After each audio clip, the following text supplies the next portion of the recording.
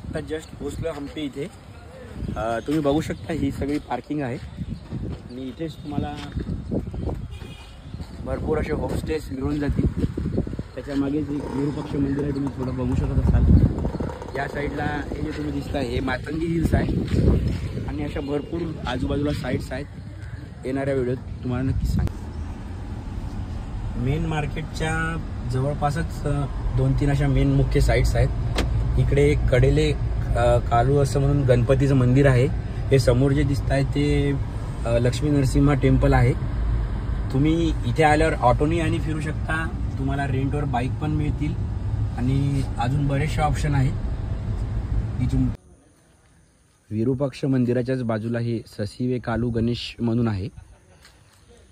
अशी या दगडी सभा मंडपात भव्य अशी ही गणेशाची मूर्ती आहे।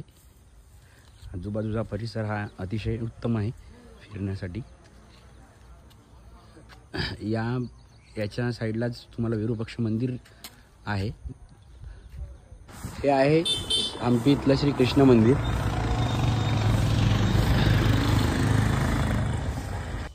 अतिशय सुंदर असा हा मंदिराचा परिसर आहे।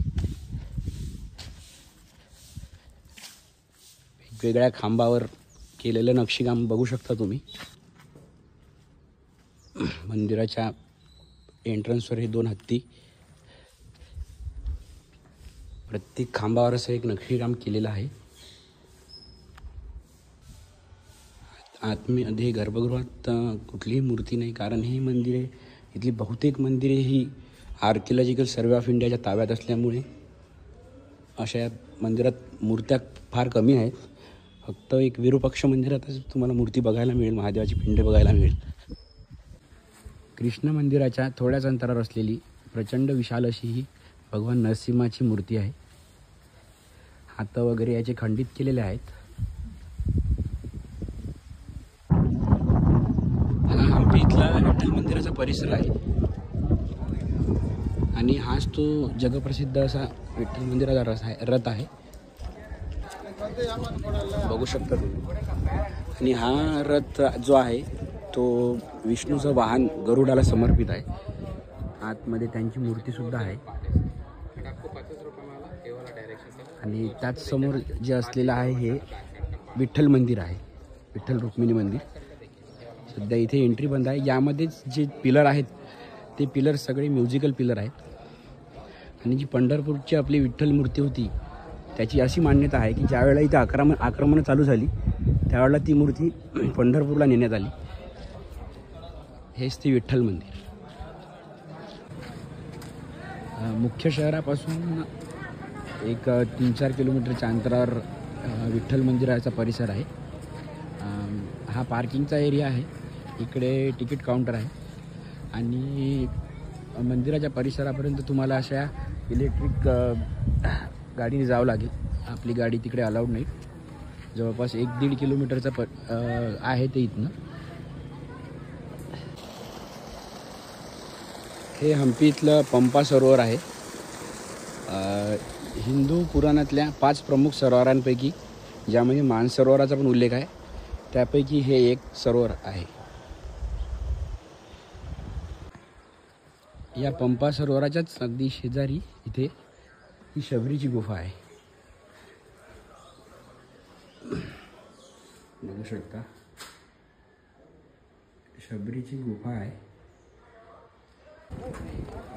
हे वरचं मंदिर आहे शिखरावरचं हनुमानाचं।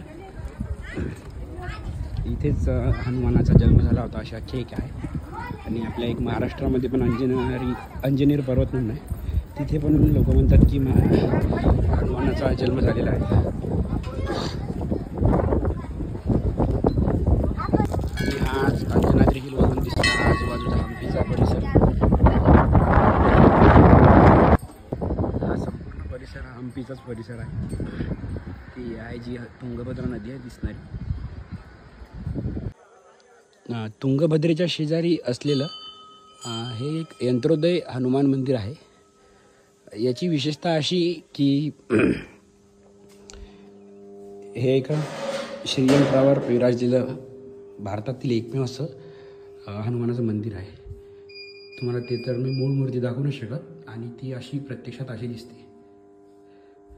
ते चक्र आहे आणि त्याच्यावर अशी 12 बंदरे आहेत आणि बाजूला एक आपल्या महर्षी ऋषींनी स्क्रिप्चर्स लिहिलेले आहेत. एकमेव असं भारतातील मंदिर आहे.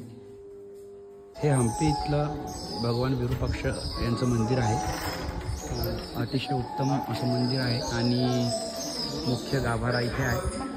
भगवान विरूपाक्ष हे शंकराच्या रूपात आहेत. इथे आतमध्ये श्री पंपादेवी माता पार्वतीच्या रूपात आहे. मी सध्या हम्पी इथल्या विरूपाक्ष मंदिरात आहे. इथे एक शिल्पकलेचा असा उत्तम नमुना तुम्हाला बघायला मिळेल. मंदिराचं जे मुख्य गोपुर आहे त्याची सावली चक्क इथे तुम्हाला उलटी बघायला मिळेल. ती सावली या होलमधून